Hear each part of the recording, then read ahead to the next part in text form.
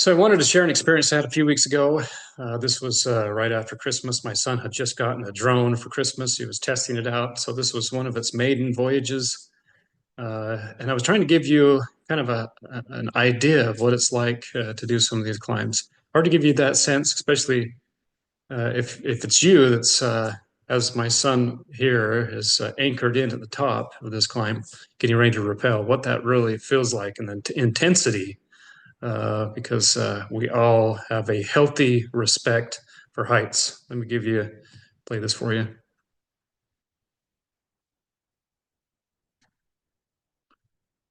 Very high.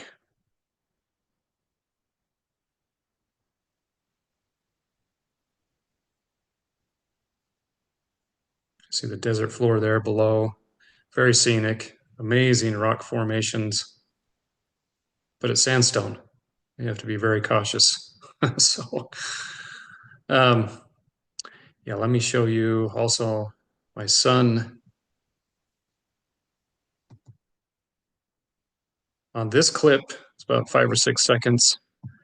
He's falling, and you'll see here in a second how overhanging it is by where the rope where he ends up swinging out to. He's about 10 or 15 feet up. The crux of the climb is the first about 25 feet. Once you get past that, it's not very technical. It's still overhanging, but everything, the handholds and that are very, very big. Still very strenuous physically. So look at that. Yeah, so as you can see there, very overhanging. The 90 degrees is straight up and down. He's quite a ways away from the rock. That gives you a sense of how overhanging it is. So after we completed this climb, a few weeks later, I took my third son to do the climb, and I tried to avoid it. I didn't really want to do this one. Yeah, let's do the short ones. He's 20, so he's like, no, I want to do the really long one. Like, oh crap. So it was already in my head. And so it was with this kind of mental, uh, how I felt mentally is how I started hiking to this climb. It's a long ways up and it's a long ways down as you get to the top. So I let my son go first as I belayed him, and it was tough. From start to finish, maybe about 25 minutes, and he had to rest a lot, especially on that first 10, 15, first 25 feet. He struggled. It was tough, very hard, but he got to the top. So that also set like some fear into my soul. As he got down and he got on belay, I got my shoes on, I got my harness on, I tied into the rope, I walked over the base of the climb, and just this rush of emotion came in.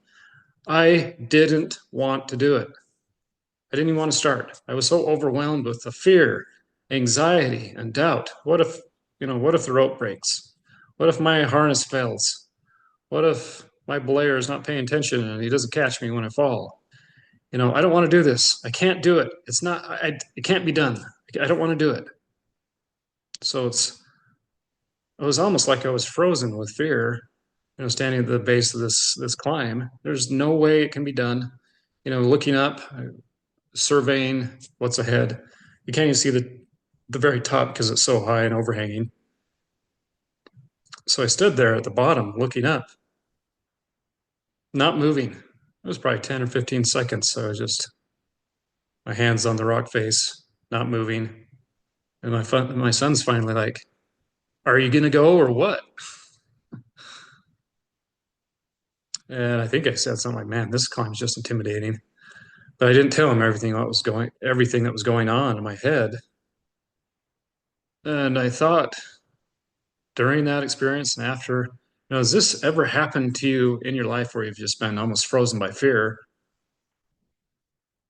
To be honest, most people check out mentally way before they hit the physical limits, or they don't even try.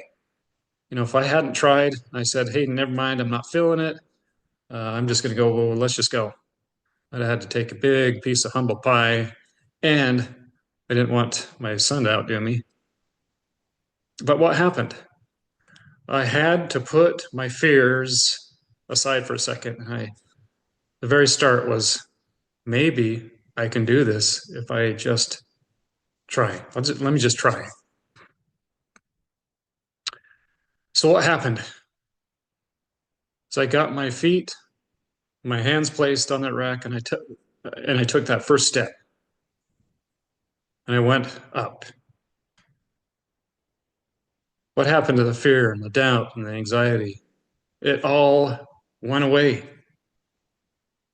I couldn't pay attention to the fears and the doubt and the anxiety and moving up at the same time. It couldn't be done. All of my focus changed. 100% of my focus was what's right in front of me. What's the problems? What's the next move? What's right in front of you? You know, I didn't focus on how high I was off the ground or what was below me or what was way up ahead. All my focus was directed on what was right in front of me. All of my intensity. And it is one of the most intense feelings you can ever have, just being suspended above the ground by a small rope and a harness. You know, but does this apply to life?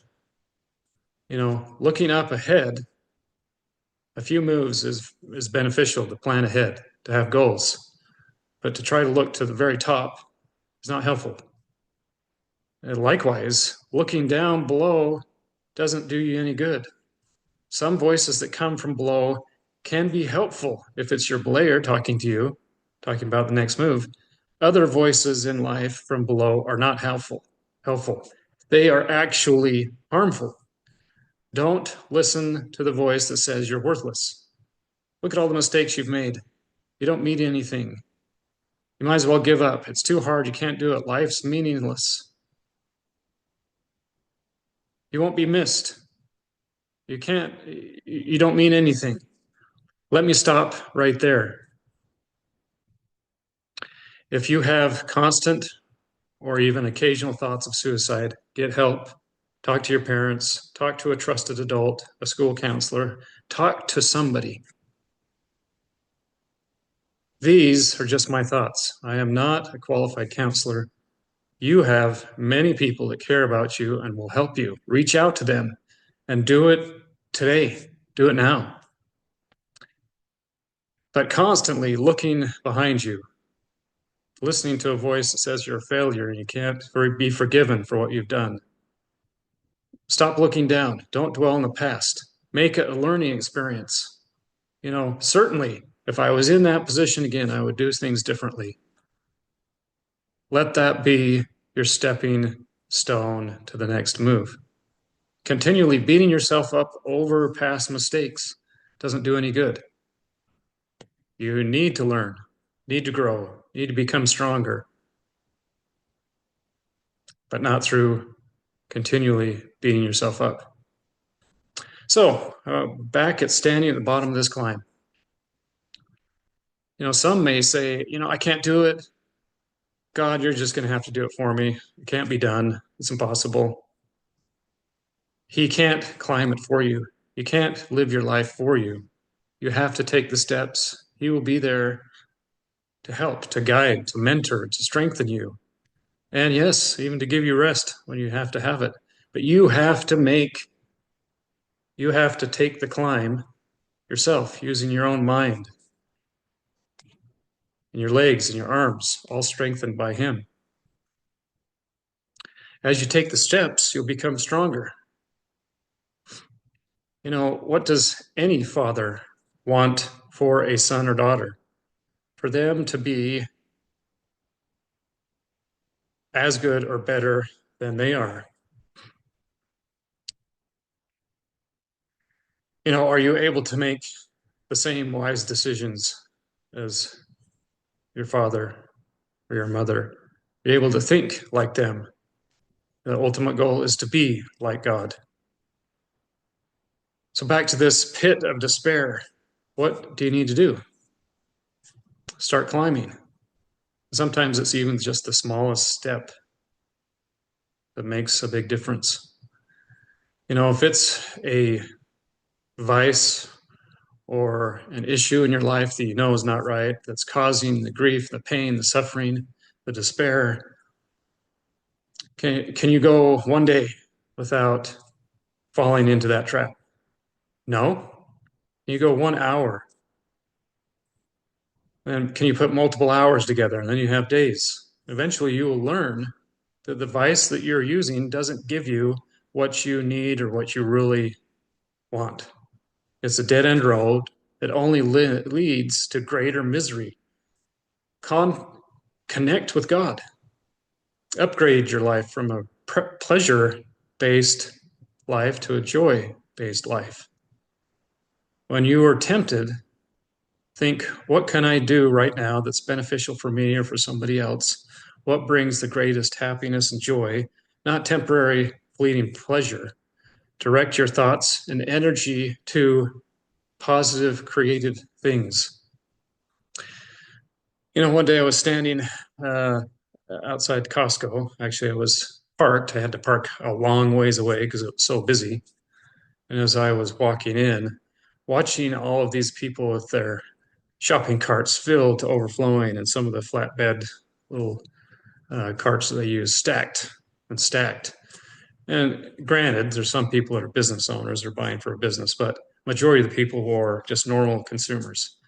And I had this thought that was outside myself, very insightful, saying, man, look at all of these consumers.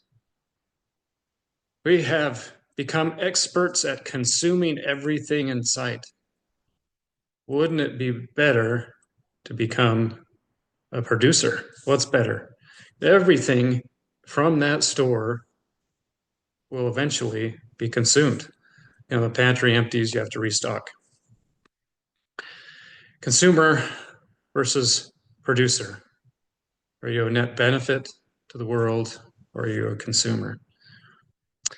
Anyways, just something to think about. Back to, this pit of despair, this darkness.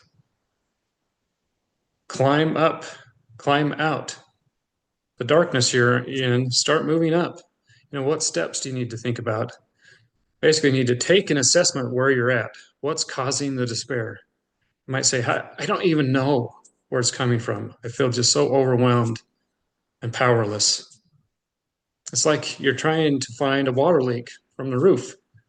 Reminds me of a video that a friend, Rob Smith, made on finding roof leaks. Number one, just sit down, meditate. God will reveal what you need to do next. Start writing, start tracing that water down, get some help.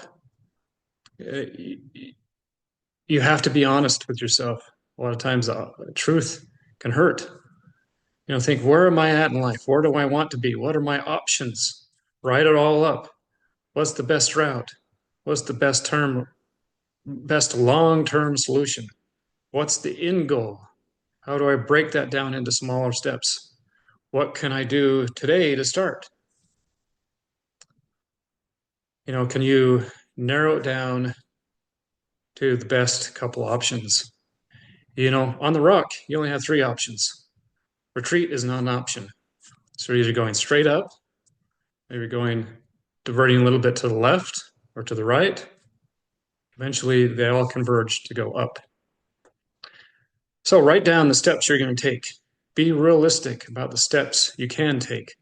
Start taking the steps, and as you do so, your anxiety, fear, depression will all be reduced and removed as you take those steps. Stick to the plan. Keep going every day, focused on what is best, and you will succeed. Eventually, you will master that climb. You will not have to rest or fall. Life is all about progression. It's about living and getting better and better every day. Don't sit in your despair. Write down your thoughts. Why am I feeling this way? Spend the mental effort. What are my options? Make a plan and follow it. Take steps every day. You can do it. This life is very precious.